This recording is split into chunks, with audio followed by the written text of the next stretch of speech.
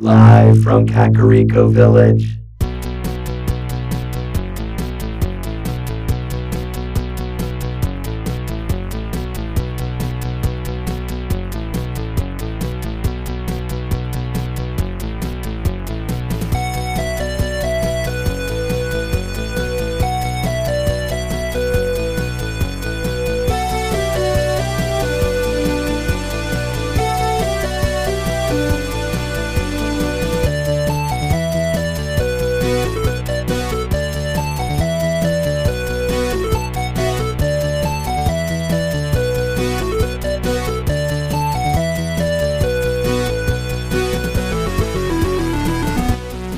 Broadcast throughout the Retroverse, transmitted to the real world via a maze of wires connecting a Super Nintendo to a Wii, to a Wi-Fi network, and finally to the internet.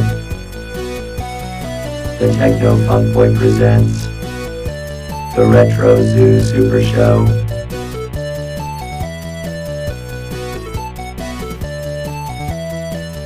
Now here are your hosts, Kai and Steven.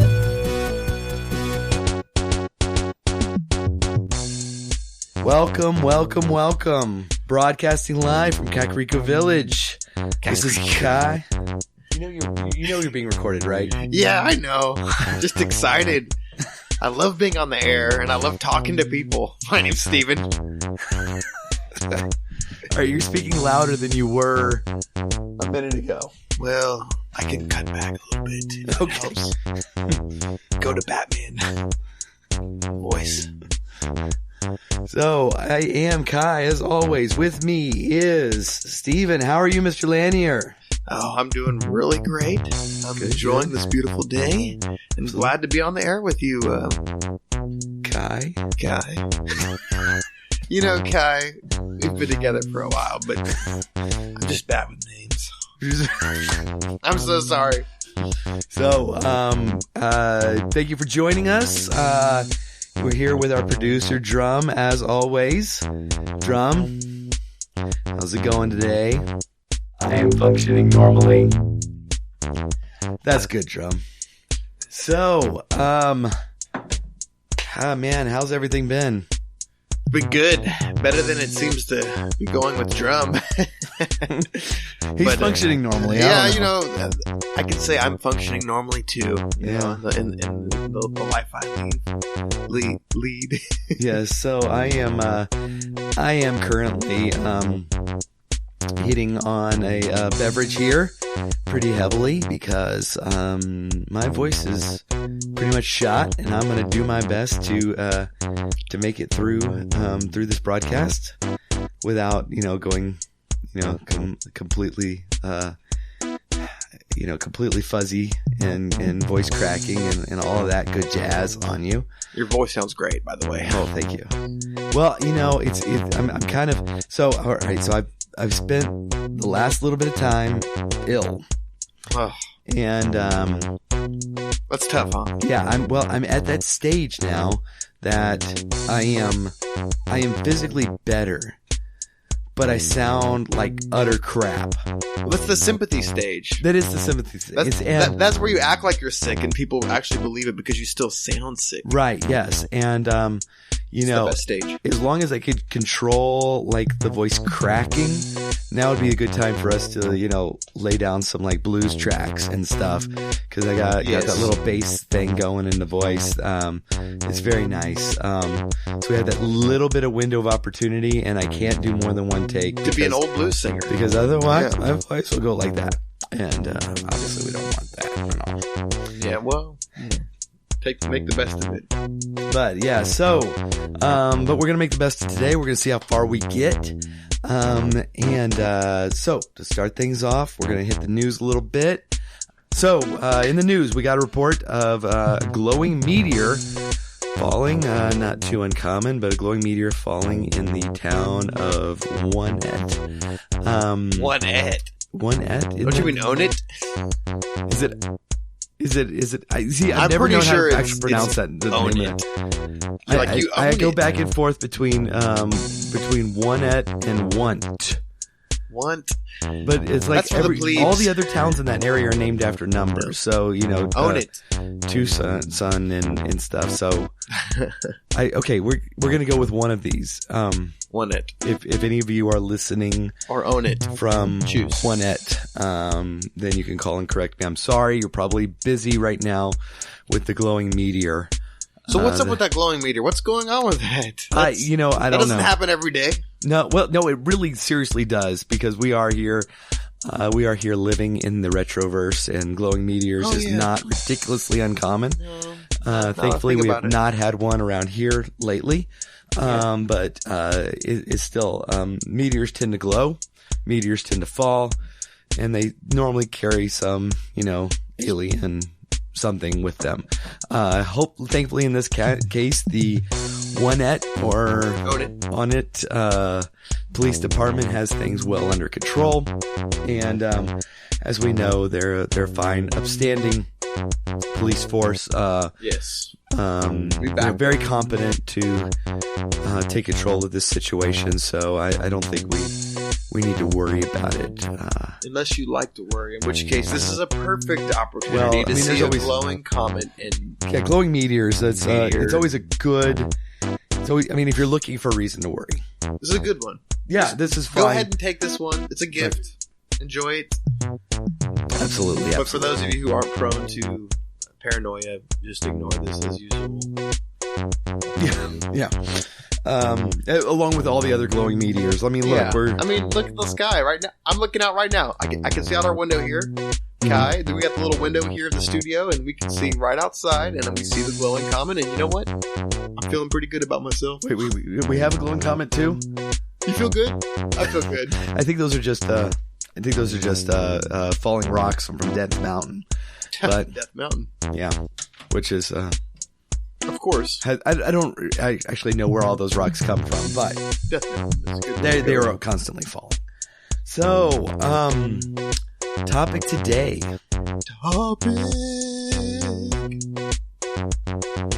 I didn't know we had a topic theme song. We do now. It's gonna go like this. Topic. There's a reason that I sing for the band. Yes, I didn't graduate from song school. So I don't know how to make songs with my voice. Go ahead. Excuse me, I should have hit the cough button on that one. But, alright, so we are here going to talk a little bit about Contra. And I immediately regretted scheduling this topic, because Contra is one of those games that I want to just nitpick into oblivion and spend the whole episode on every single level. This is just one of those that it goes way back for me. A pillar. And as far as NES classics go, this is right up there. Pretty early offering, and one that was just really a blast to play, and also a really good one to play multiplayer, which Stephen, you and I have had the pleasure of playing. Oh yeah, many hours. Yeah, and I have to admit, back in the day when I was when my Contra skills were really fine tuned. Yeah, like a razor's edge. I got a lot further than we did when we played recently. That was kind of embarrassing, trying to come back to the game. And, it's one of those things, in your memory, everybody calls it a really difficult game. Yeah. It is. And, and back in an era of very difficult games. And this was one of the considered more difficult ones. And I put so many hours into this game that I don't recall it being that difficult, because all I remember is the joy of playing. Well, the joy of playing, but also all I remember was the last few times I played when I just dominated this game. And so coming back to it, it's okay, this is going to be like riding a bike.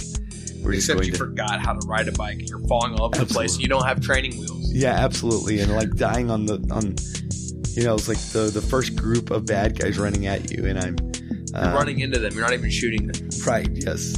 How do I shoot again? We did reasonably well though. Say we got several stages and we were not able to rid the world of the Red Falcon threat. But there's always next time. Yeah, it's always next time. Let's we're gonna play a little bit of music from the game in just a bit, which is one of the things that makes this game just really great. But I just want to say real quick here, good music, and just about anything will make whatever that thing is better and or memorable, which is better. I mean, think about anything that you've seen or watched that had like really great music. It might not have been the best show. In fact, I wonder sometimes how much the shows we've watched that have great music and we think are great shows actually aren't really great shows. They just have great music, and we're accrediting the greatness to the actual music when in fact the show was terrible. Right? I don't know. That's something to think about as we go into Contra. Was it actually a good game, or was the music just totally kick-ass and we were playing the game to listen to music? No, you're absolutely right. And this is and this is a theme that we return to quite often. Is the original NES days where you could totally be lazy as a composer. But the functionality of the NES made that really difficult because the sound system was so primitive and so limited that if you weren't just on the top of your game, you were going to sound like crap. And that forced the composer, because on the NES you basically have 3 tracks, and then you have a sound effect track. So only 4 different ways you can record audio. Right. Yeah. And so sometimes you'd use that sound effect track for like drums, where you'd use the sound, just kind of like a generic punching sound for a snare drum or something like that. And later, like Super Mario 3 got really good drums, but these early games it just sounded like a crunching sound. And so sometimes you put that in there, but basically you had 3 tones to work with, and none of those tracks could play more than 1 tone at once.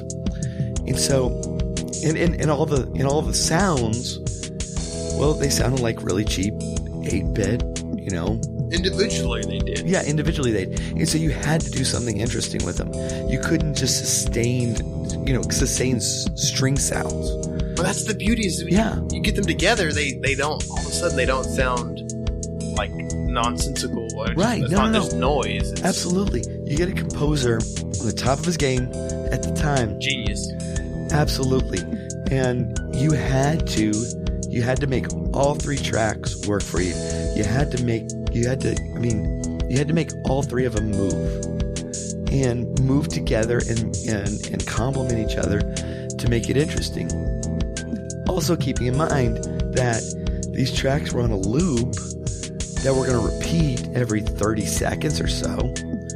And so you had to make something that would be memorable and still entertaining, on the 50-second loop.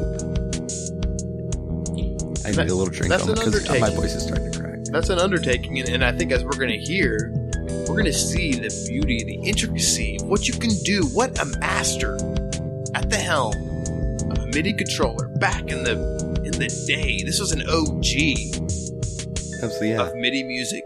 I mean, these guys, every single person over the age of 27, 28, or whatever is going to have these MIDI sounds, these tunes stuck in their head, and when they hear them, it's like a bell that goes off. I hear this tune, I'm like, oh yeah.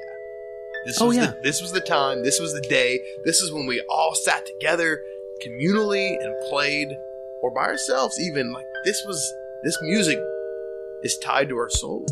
Yeah, absolutely.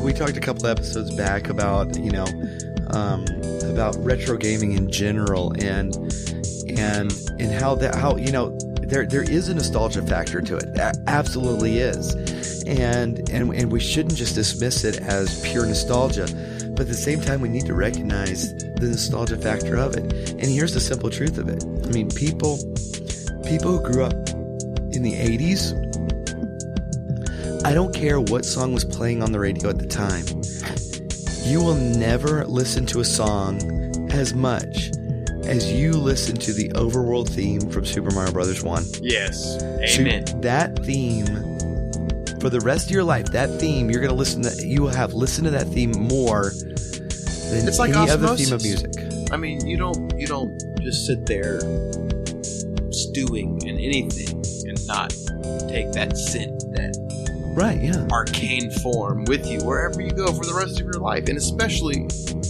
in the formative years of your life.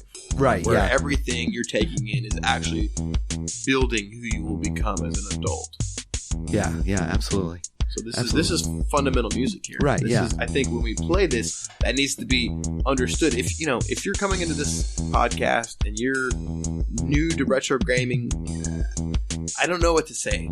I mean, I would first question why you're downloading this. Why are you downloading this? Right. You might be somebody's parent checking in to make sure their kid isn't getting into scuffle. But let me tell you right now, this is a very wholesome show. We don't even say the A word. Okay, that will not be heard anywhere on this show. So, just as a quick aside for our audience who cannot see us, obviously, is that Drum gave Steven a dirty look, as much as Drum can give Steven a dirty look a little while ago. We are broadcasting. We are trying to keep this clean. Yes, and I have a tendency to use the A word occasionally.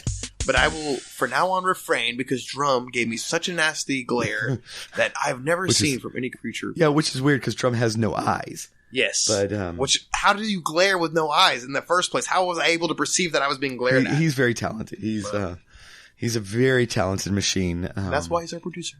Yeah, absolutely. Yeah, and we love you, Drum. Don't take this out on us. Oh, I see what you're doing. I love you too, Drum. Yeah, we're all on your side, Drum.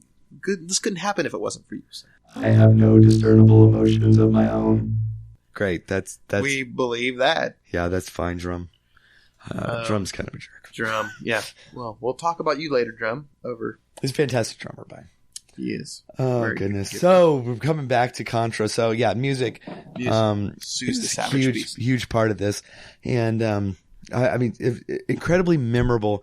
And one thing I really love about it is bringing so much of the rock genre in, using that crunchy, punching sound, to really kind of drive the drums.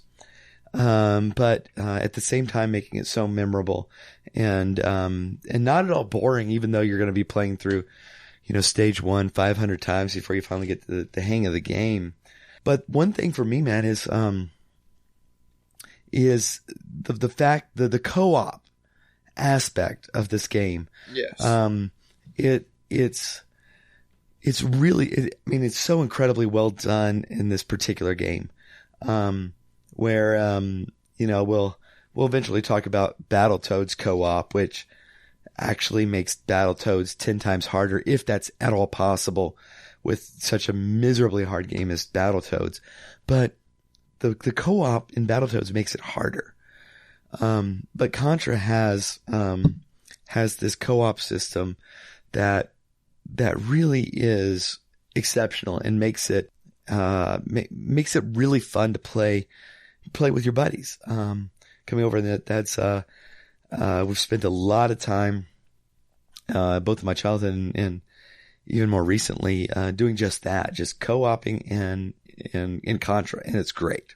Yeah, it really gives you a sense of community when you're not alone fighting evil and tyranny and being the hero. When you know that you've got a buddy who, after you fall, after the life is taken out of you in the game, you've got somebody that will keep pushing forward. And that's actually very encouraging. And co-op, is life is supposed to be co-opted. We could talk about this in video games, but let me just make an aside here. Everything we do should be co-opted. Going at anything alone is usually tedious and boring. So co-op whenever you can in game. And those of you who aren't drawn to that, who are drawn towards maybe more single-player campaign mode, Battletoads. Do Battletoads. Battletoads Battletoads because co-op. that's your safest bet. Oh my goodness! If I really should look up some co-op playthroughs of Battletoads just to see how people get through the that chasm level with. You don't want to spoil the mystery. I do watch videos of that sometimes, just and people are like so casually beating the game, and we'll get to that episode, but just suffice it to say, I used the Game Genie on that game, and I still lost. Huh. You know, that says something, doesn't it? Yes, yeah, absolutely. That says something. So one or two more aspects of Contra. You know, the kind of first person, the two first person bases, and I know it's kind of over the shoulder style, but just the shift in perspective on those two levels, really innovative, especially for the time. You know, and Super C continued that with a bird's eye view, a few bird's eye view levels that were that's just fantastic, and it really mixes up the gameplay. Yeah. So that you're not constantly, you're not constantly running to the right, which is what we're used to, right? Right. I mean, every game from the time we're running to the right, but stage 1 you're running to the right, stage 2 over the shoulder first person action, which had some 3D elements that not many games at the time had. Stage 3 you're actually climbing a waterfall, and so you're going up. Just really interesting dynamics that they were aware maybe. That was that? They were aware and mixing it up. They were aware that going just to the right maybe wasn't the solution. Right. Yeah. Absolutely. And they were making sure that that every level was a little bit different. Every level had its own flavor. It's one of the reasons that I'd really like to kind of dig into the game on a stage by stage basis. Maybe we'll do that one day, but just overall, just a blast to play. I really do appreciate the inclusion of the Konami Code, because it is a sufficiently hard game that you can get frustrated when you're a newbie on it. Yeah. There's many people out there, I think, who don't understand the Konami Code, and who wanted to utilize it in their endeavor to achieve greatness, but if you don't use the Konami Code, then you might never achieve that. Yeah. That level. I mean, yeah, it's just, it's a way to explore more of the game. Right. Especially as a newbie, and not just get frustrated because you're dying.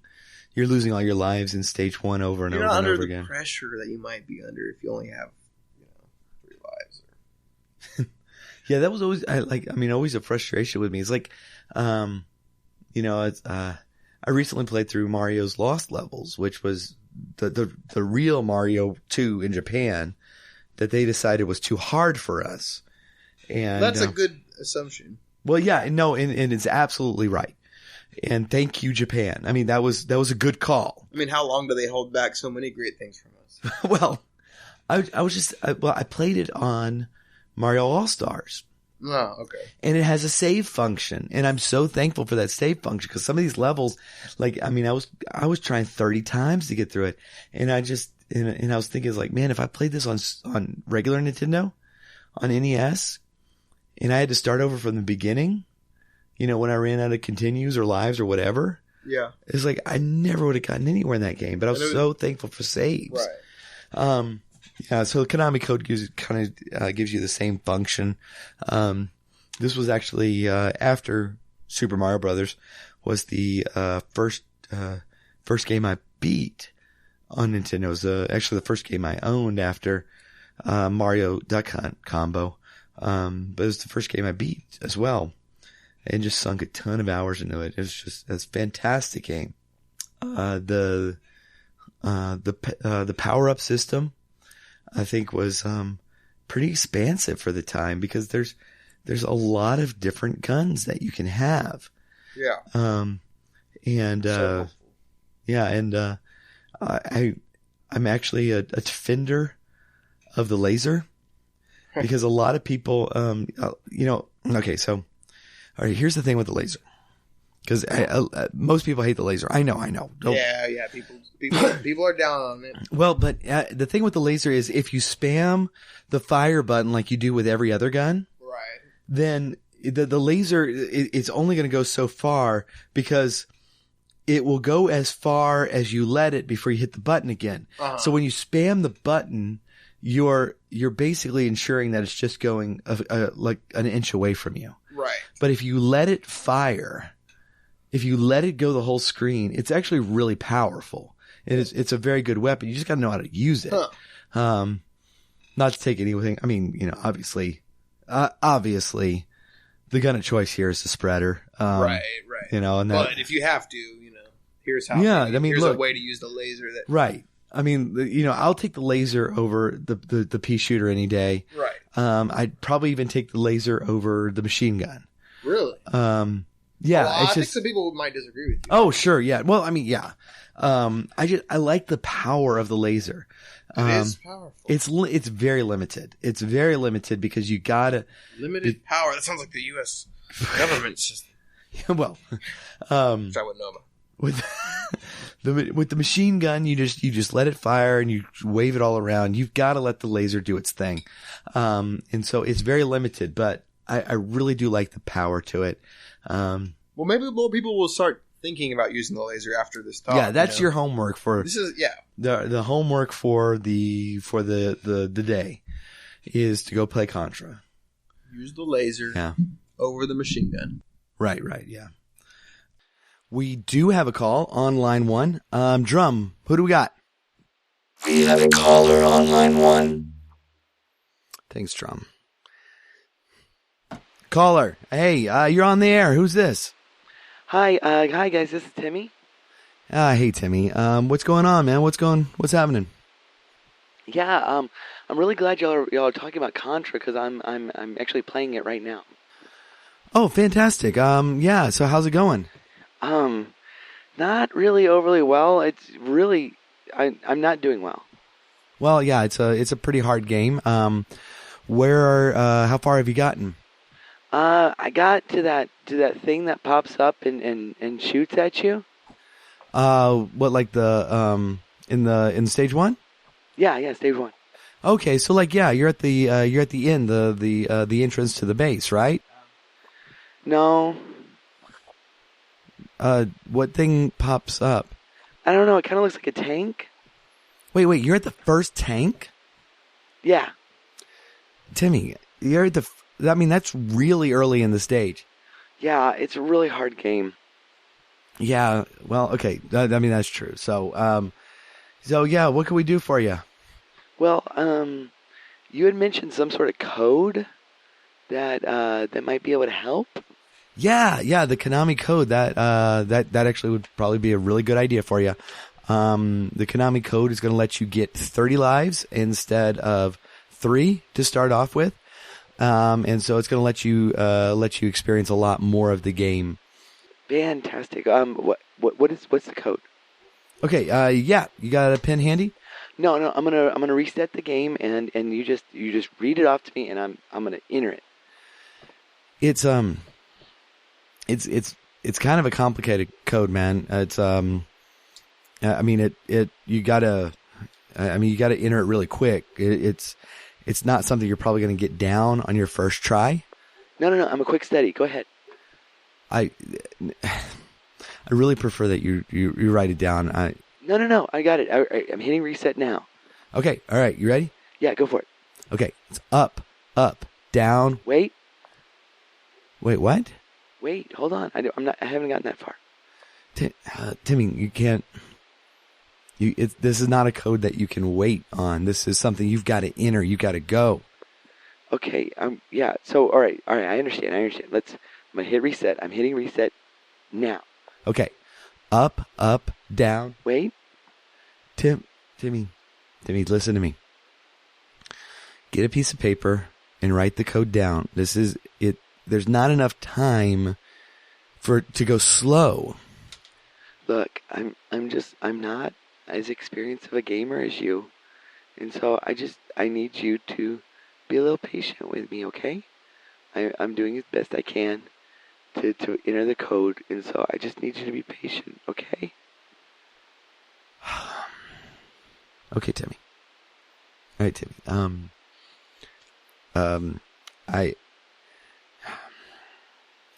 I understand, and for the first few times I wasn't able to get it right either, but I practiced it, and now I can do it every time.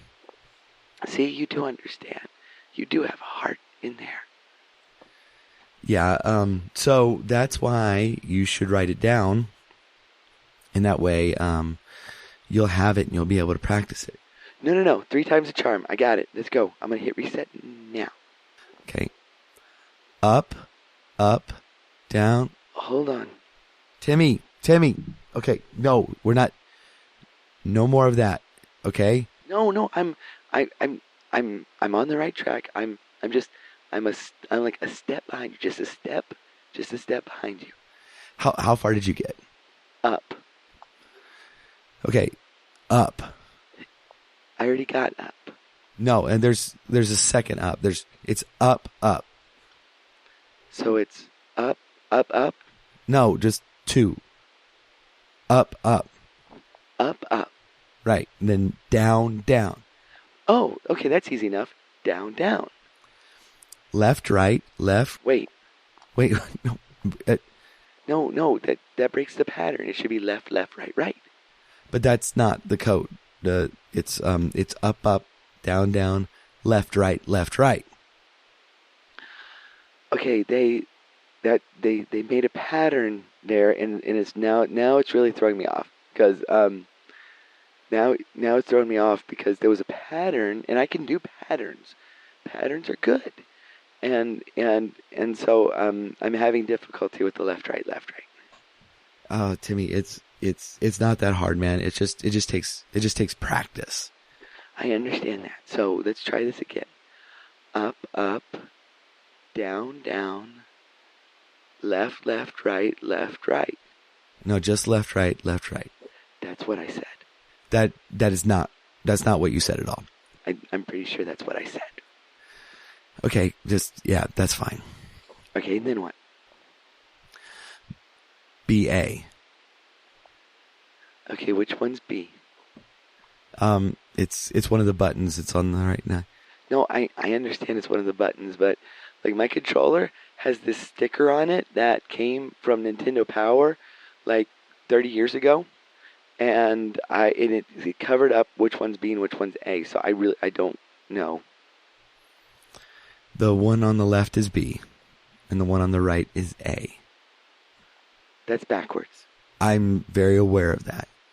So is that kind of like in the Japanese comic books where you have to read from the end? You start at the back and then you read forward? Sure. Okay, I got it. All right. BA. Select, start. Select is the one on the left. Okay. Did it work? Oh goodness, no, that was far too slow. All right, why don't you just write it down? No, I can get this. Timmy, this is okay. We're trying to do a radio show here, and as much as I like helping you, and I like helping you, that's not really what we do here. Why? That's not what you do? No, I mean we talk about retro games. Yeah, this is a retro game. No, that's not okay. No, we talk about like the gameplay and the music and the story and all that kind of stuff. So you're not helping people beat them? Well, no. I mean, no. We're just kind of chatting about them, you know. That's kind of sad. It's not sad. It's fun. This is something we enjoy. No. That's really sad. And believe me when I tell you this, nobody wants to listen to that. Okay?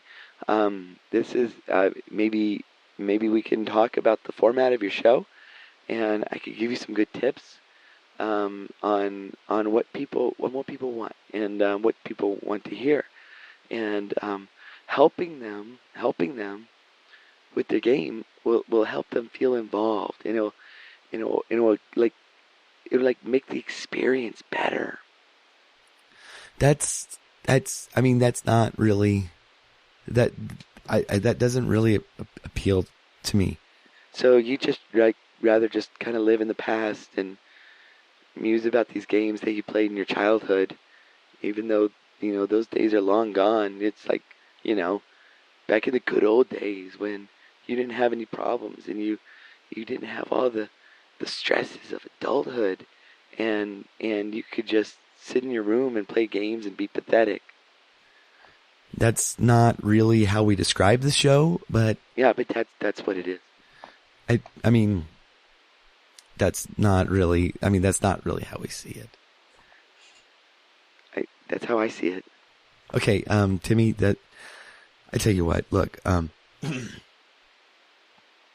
want you to go and I want you to download this podcast and I want you to rewind and listen to me explain the Konami Code. And I want you to write it down, and then I want you to go in, get 30 lives, just kick some butt, get past the stupid tank, get through the base, get through the waterfall, kick some alien butt. Aliens? Yeah, aliens, the bad guys. Spoilers, come on. This is not a game I've played before. You just kind of ruined the whole ending. You didn't, this is a 30-year-old game. You didn't know it was about aliens? No, I'm at this part where he's like in the jungle and like there's these guys running after me, and I just thought it was like, I don't know, like Predator or something. Predator has an alien. I didn't mean that literally. I haven't seen Predator either. You ruined that one for me too. Okay, Predator is 30 years old, and this game is 30 years old. There's not like a thing for spoiling 30-year-old things, okay? Spoilers is like for stuff that's like in the theater or just came out. We're not gonna give a spoiler warning to give away that there's aliens in Contra. Well, not all of us know that. Not all of us were able to play 30 years ago.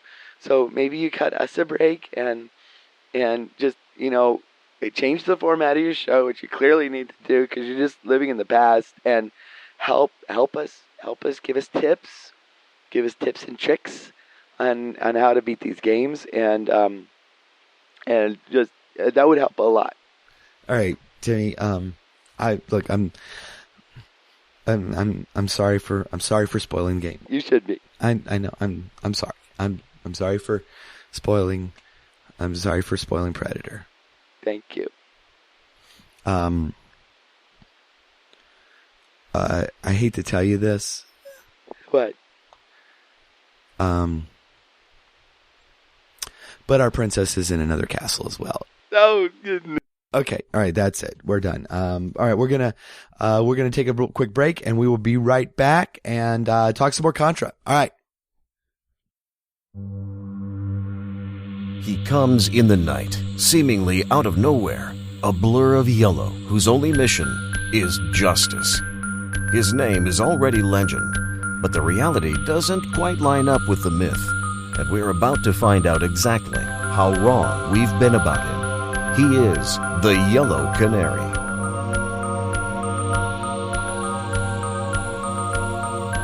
The Yellow Canary is a comedic thriller by Paul Lytle about a would-be superhero who may just be crazy enough to make a difference.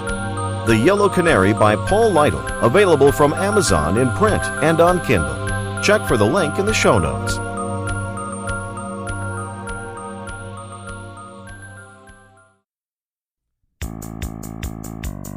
Hey Drum, did you know that the Techno Funk Boy isn't just a group of podcast hosts that live inside a Super Nintendo? Really? That's right, we're also a band. Tell me more. We're a retro gaming inspired band that plays covers of classic video game themes, original game music, and other music in the style of classic games. That sounds great. Yeah, and you can find our first full-length album on iTunes, Amazon, and CD Baby.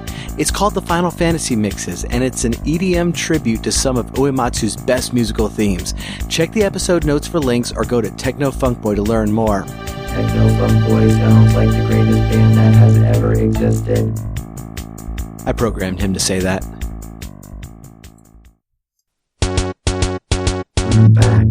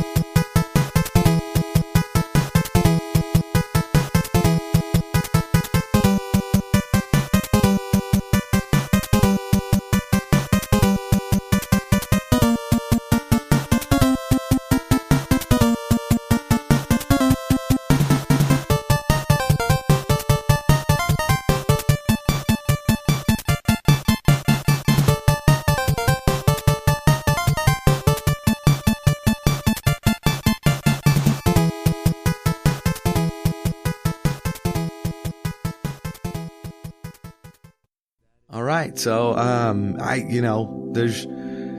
there's really only one word that we can use to describe that. Wow. That's rockin'. That's some great stuff. Mind blown. Yeah. I mean,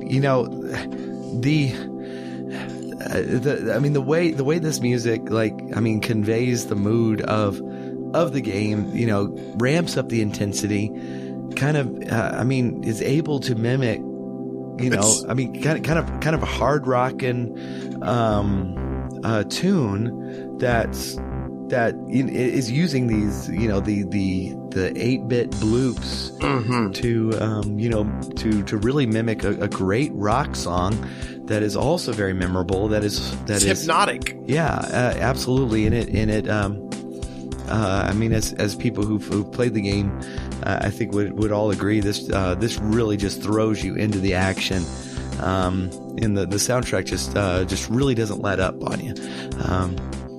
The rhythm just it keeps you going, and it kind of, for the entire game, it puts this kind of this weight of this need to rush, this need to hurry throughout the whole game, and it kind of gives this feeling of what you're doing is really important and really critical and needs to be done now. Right, urgent. Yeah. So it doesn't really get much better than that. I almost want to listen to it again. Is that even possible? Can we just listen to part of it again? For those who are not joining us live and who are joining us on podcast, that is definitely possible by rewinding. Right. Rewind now. Right. But what we just played there was the theme from the first stage, Jungle, and also the theme from the Snowfield. And I wanted to do the Snowfield one just mainly because I love the rhythm of it. Yeah, very, very compelling. It's definitely has this vibe of primal energy that tells you, hey, things are crazy right now. You better get your gun. You better run to the right. And you better blow the smack out of everything you see, everything that comes towards you. You know what? It doesn't matter. Shoot it. Yeah. Point up, point down, jump, and point diagonally. I don't care. Shoot it. Yeah. And actually, Snowfield, is it? Okay. Every level in the game has its own unique flavor and its own unique challenges. I felt like Snowfield was perhaps the most unique level of the game, and it may be partially because of the music. They shy away from the straight backbeat in that one and do a little bit more of a complicated rhythm. But it definitely signals that, okay, this one's a little bit different. We're going to throw you a curveball on this level. Yeah, it's not the same pop feeling that you have had from the previous songs, and there's definitely a sense of it builds, and it's not going to be stagnant. It's going to come at you from different angles, and then you've got like this kind of Mortal Kombat-ish feeling, like with a penultimate movement towards pop and craziness that I think really urges you to be ready for the unknown, but at the same time to be ready to duke it out no matter the cost.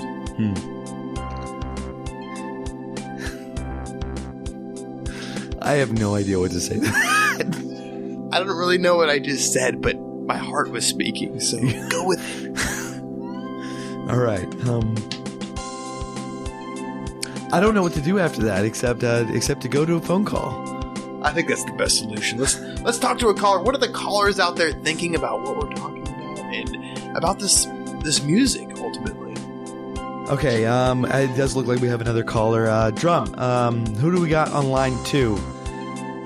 That is the person I put on hold from line 2. Thanks, Drum. Line 2. Hey, how's it going? You're on the air. What's going on? Yeah, hello? Yeah, who am I speaking with?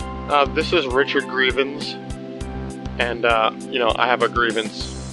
Oh, okay. About the show or yeah, well, about life or? Well, no, it was about something you were talking about, and I'm very uncomfortable. I consider myself a purist, and I do not like the promulgation and the spread of the Konami Code. What? In fact, it pains me to say it, Konami Code. What? It's almost like speaking Lord Voldemort's name. Wow. What do you have against the code? Well, it's not right. I mean, the game designers didn't design the game with the Konami Code in mind, and I think they actually did. No, they didn't. They did not intend for any caller, any person, any player to use the Konami Code. But I mean, it's programmed into the game. I mean, that's part of the programming. I mean, it's not like the Game Genie that's an external. Viruses are thing. Programmed into the internet. Wait, the Konami Code is a virus? Yes, a scourge on gaming. Wait. I mean, how do you think the Konami Code got into this game? Do you want to know my real theory?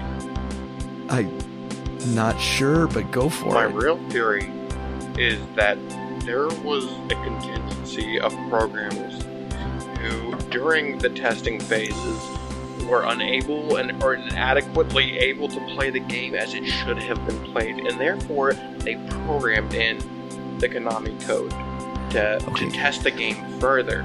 It is almost a construct of the actual game. It's playing God. Okay, so the Konami Code is playing God. The Konami Code, you think, is the developers putting in a backdoor for themselves to better test the game, but it was not meant for... Did it come in the game pamphlet? Well, I mean, the Konami Code was pretty well known at the time. Or was it printed in the game? I don't. Go to your game pamphlet.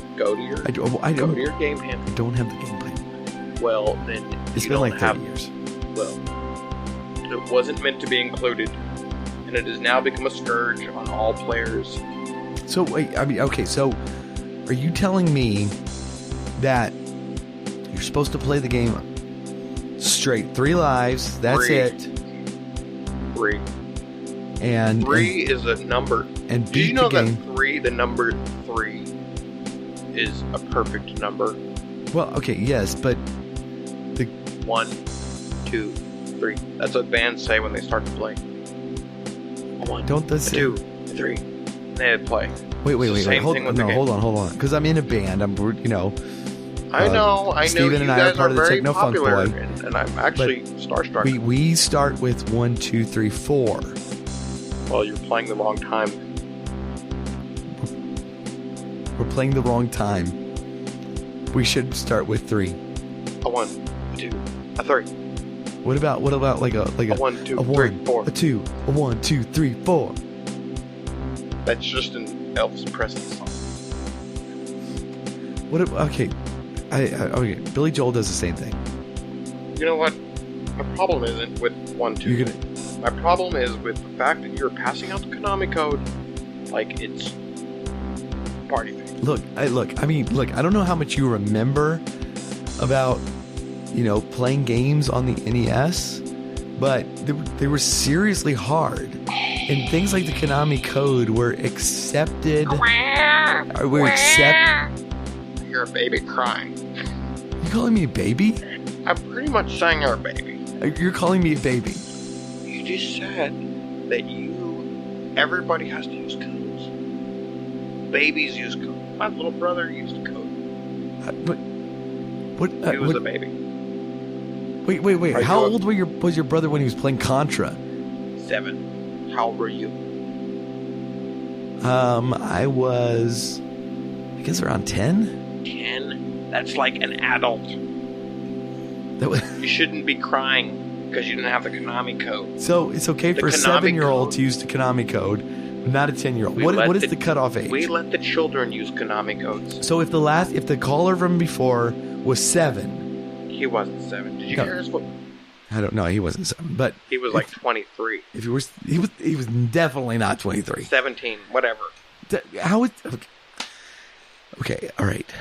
Konami Code is evil. What is the Konami Code is evil, but not for 7-year-olds, except for children. Okay. What is the cutoff age? I would say 15. Wait, you just said I was evil for doing it at 10. You know? So no. Okay, 15 was a little bit stretchy. That's when I stopped using it, but that's when I was... you used the Konami Code? I was converted. You used the Konami Code? I used to believe in it, like you do. Okay, so what... Fool. I mean, why are you depriving of other people from using the Konami Code? It lets them play more of the game. It spoiled my childhood. It spoiled your childhood. The Konami Code spoiled your childhood. You know what? I started to think that the Konami Code was a solution to all my problems, and so I started typing it in at my new job, with my girlfriend, with my parents, and you know what? It didn't work. I never got 30 lives. Were you except for the game. Were you like carrying around a controller? You know, life is a controller. If you haven't noticed. I'm really starting to get curious on how you do up, down in life. But I'm also scared to ask. You know what? The problem is that the Konami Code spoils people. It shows them that there is an easy out, when in fact life isn't easy. That's why you only get 3 lives. Well, you don't get 3 lives. You get 1 life. I've died twice, so I'm on my 3rd life. Wait. In Contra. In Contra, you've died twice. I'm playing right now. How far are you? I'm on the 2nd level. And you've died twice. I'm not that great, okay? I aspire to greatness, but I'm not that great. It's not the same thing. Let me help you in life. Up, up. Down, down. No. Left, right, no. left, right. No. BA. No. Select. No. No.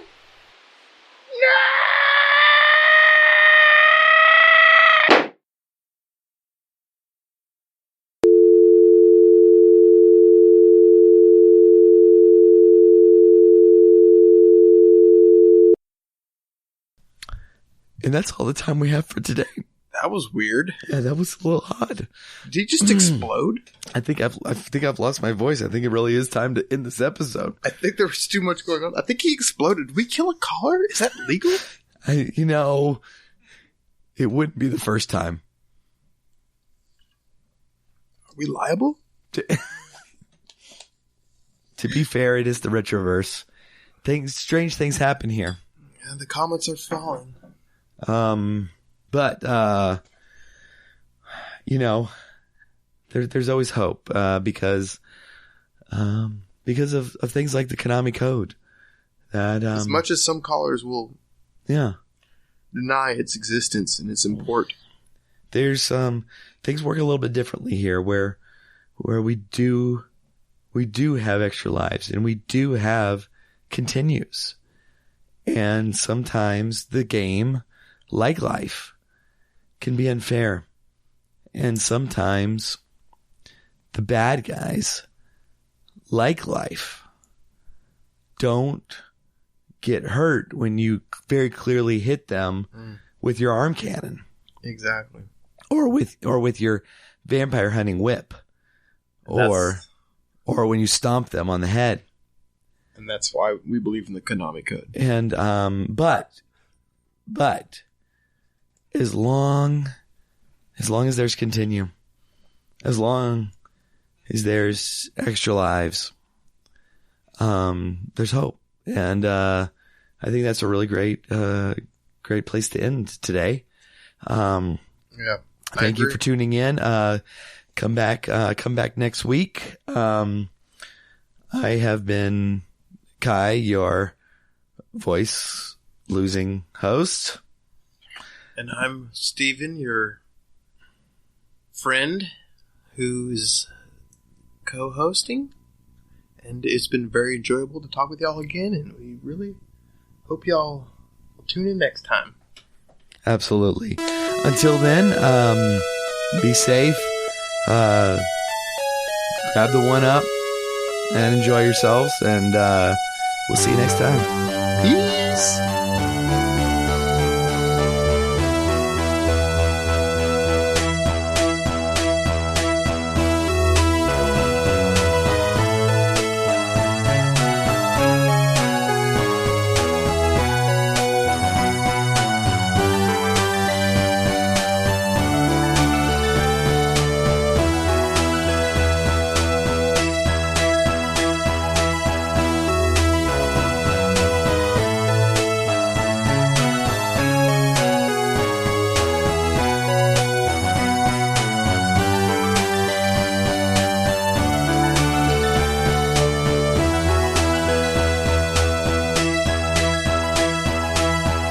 The Retro Zoo Super Show is brought to you by the Techno Funk Boy.